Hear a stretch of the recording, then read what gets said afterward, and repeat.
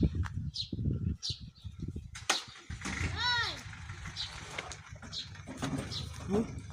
่พอเราเสร็จจะไหนโอ้ขายครับขายให้หมดประสันแล้วว่ะบ่เอาไว้ประสันเมียบ่อยู่ประสันของเมียขายให้เบิดแล้วว่ะกูเอาไว้แสลงใจฮะเอาลงมาเลยพ่อขายให้เบิดแล้วว่ะบ่เอาไว้มันเป็นจังได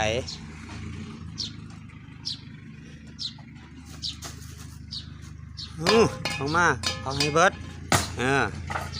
เอาไปให้เบิดโลดประสันแล้วว่ะเอาหายแห้งนี่พ่อ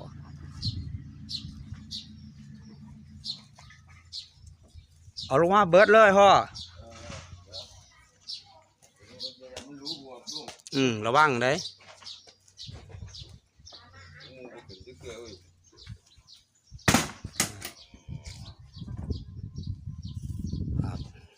เป็นยังไงมึงบ่มึงจือบ่มึงเป็นยังไงมึงจะจือวันนี้โยนลงมาให้เบิด